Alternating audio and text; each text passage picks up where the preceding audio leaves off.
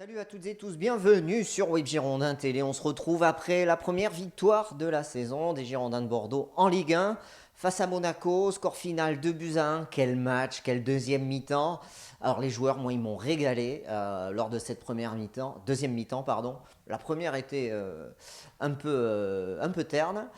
Mais alors là, quelle fin de match. Ils ont voulu aller chercher cette victoire. Ils ont fait preuve de cœur, de combativité. C'est ça qu'on attend. Moi, c'est ça que j'attends, rien de plus. Et c'est vrai que ça donne envie d'être derrière eux, de les supporter et de croire à cette qualification jeudi prochain. Elle fait du bien, cette victoire, dans un contexte ultra compliqué.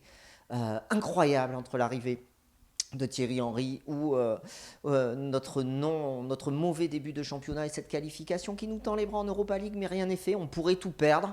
Et les joueurs ont réussi à s'imposer 2-1. Alors on va faire les tops et flops. Je tourne juste après, je peux vous dire que c'était intense cette deuxième mi-temps. Alors, un match un peu perturbé parce que pendant la deuxième mi-temps, on a eu l'info comme quoi Thierry Henry, ça ne serait pas fait. Alors voilà, donc c'est Paris Match. Bientôt, il y a Voici et Gala qui vont écrire sur les Girondins. Bref, on n'en sait rien. Donc, je ne vais pas parler de Thierry Henry.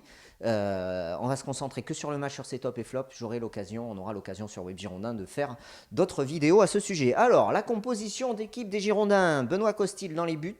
Palencia, Koundé, Pablo, Punjé, les défenseurs. C'était les 5 qu'on attendait derrière. Plasil, Chouameni, le rageur dans les 3 du devant, 3 du milieu, puisqu'on joue en 4-3-3 cette fois-ci. Adieu le 4-2-3-1 qu'avait aligné Eric Bédoué lors de ses deux premiers matchs. Kalou à droite, Brillant dans le centre, au centre de l'attaque, et Kamano à gauche. Bonne composition d'équipe, j'aimerais bien voir Thomas Vasic, on ne le verra pas du tout. Je ne comprends pas, je pense qu'il avait sa place dans ce match. En tout cas, on ne peut pas donner tort au coach, parce qu'il y avait tellement d'envie et de générosité, et le résultat est au bout. Donc on ne peut qu'applaudir, et moi j'applaudis. Euh, donc le retour du 4-3, je l'ai dit. Benoît Costil, je mets dans les tops, pourquoi? Parce qu'en première mi-temps, il nous fait cette petite claquette qui permet à Bordeaux de revenir avec un score vierge à la pause sur la frappe de Lopez. Donc je mets dans les tops parce qu'il, alors même s'il prend un but encore, mais il a fait le job, il a relancé, il a fait des relances très rapides sur Kalou. J'ai bien aimé la vitesse qu'il a mis dans le jeu. Alors on dit que Bordeaux est fatigué, mais non, le capitaine, il est là, capitaine des Girondins, et il donne du tempo, il donne du rythme, et on voit qu'il a lancé son équipe pour aller vers l'avant. Il a donné l'impulsion, et ça, moi, ça m'a plu, et c'est pour ça que je le mets dans les tops. Palencia, discret dans ce match, mais il a tenu son rang. Il était moins en difficulté que face à Toulouse, où Gradel lui avait mis la misère. Sergi Palencia, il a fait le boulot défensivement, discret. Offensivement, il n'a pas encore eu tout l'apport qu'on peut attendre de lui. Mais en tout cas, il a fait un match plus que correct. Pablo, impérial.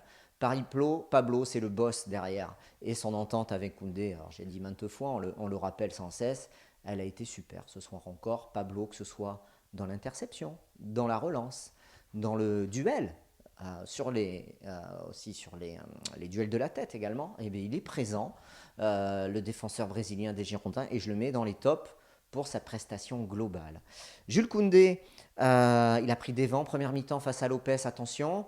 Je l'ai trouvé un peu en retard souvent au duel. Après, il s'est bien repris, il fait un match correct. Il restait sur une expulsion en Coupe d'Europe. Attention, je le trouve moins bien ce début de saison, Jules Koundé, par rapport à tout ce qu'il avait montré la saison dernière, à la fin de saison. Attention, il faut qu'il revienne petit à petit. Avec Pablo, c'est mieux. Il ne sera pas là en Coupe d'Europe. Il a fait son match correct.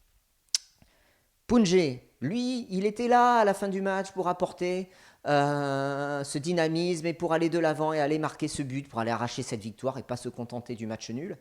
Rien que pour ça, j'ai envie de le mettre dans les tops et je le mets dans les tops. C'est lui, je crois, qui décale Sankaré et Sankaré décale Kamano et ça amène ce troisième but. Il est à l'origine, alors j'ai pas revu les images, mais je pense qu'il est à l'origine de cette action qui nous amène ce deuxième but exceptionnel et qui a fait lever tout le stade. Voilà, donc je mets dans les tops Punjé parce que c'est vraiment un des joueurs sur lequel on peut s'appuyer. Il commence à prendre de la bouteille et ça pourrait devenir un des cadres de l'effectif des Girondins. Et je trouve que ça serait mérité parce que ce soit dans le discours et dans l'attitude, c'est toujours très positif ce qu'il fait. Et encore ce soir aussi. Plasil, Il a été bon en Plasil, première mi-temps, il est toujours là. Il est toujours là, le vieux. Eh oui, il s'appuie sur lui, Eric Bédoué, et il fait bien de s'appuyer sur lui. C'est un véritable métronome. Et on l'a vu recadrer Aurélien Tchouaméni. Aurélien Tchouaméni, des grosses largesses tactiques en première période. C'était, moi, je trouve catastrophique. On va en parler, j'en parlerai juste après. Mais Plasil a été là pour donner le tempo. Il est au duel. Il est au pressing aussi quand il faut. Est-ce qu'il va tenir longtemps, notre vétéran? On l'espère, au moins jusqu'à jeudi prochain, pour arracher cette qualification pour l'Europa League et on le fera souffler après. Voilà, donc top sur Plasil. Alors, je suis très enthousiaste après cette victoire, mais je le mets dans les tops. Vous direz si vous trouvez que c'est mérité ou pas. En tout cas, moi, je trouve que c'est mérité pour Yaro. Tchouaméni, alors je suis partagé sur Tchouaméni. Je trouve que sa première mi-temps n'est pas bonne. Il est mal placé, il n'est pas dans les duels, il a toujours un temps de retard. Sur le pressing, il ne le fait pas bien. Il l'a replacé, Yaro Plasil. Et en deuxième mi-temps, ça a été un peu mieux, mais je suis très partagé sur Tchouaméni. Autant j'aime son jeu vers l'avant, autant je trouve que défensivement, il a beaucoup de travail à faire dans l'impact physique aussi. Bon, il faut lui laisser le temps. Match moyen de sa part, il faut lui laisser le temps de se faire son expérience et de se mettre au niveau. Mais en tout cas, bon, il a tenu son rang, mais heureusement qu'il y a Yaro pour le recadrer et le replacer. Le rageur, un vrai combattant, Lucas le rageur. Il est là au combat, on l'a vu, lui aussi courait partout dans l'impact. Alors des fois, c'est vrai qu'il n'était pas bien placé, mais il se rattrapait grâce à sa détermination et je trouve à son physique, parce que je trouve plutôt pas mal physiquement. Alors il l'a fait souffler à la 64e minute en le remplaçant par Sankaré. Sankaré qui a fait une bonne rentrée, on a vu, il a eu beaucoup d'impact. Un bon coaching de Bédoué, un bon coaching. Il a eu beaucoup d'impact. Sankaré, et il est à l'origine de ce deuxième but de Camano. C'est lui qui fait cette petite passe en retrait, il est dans la surface.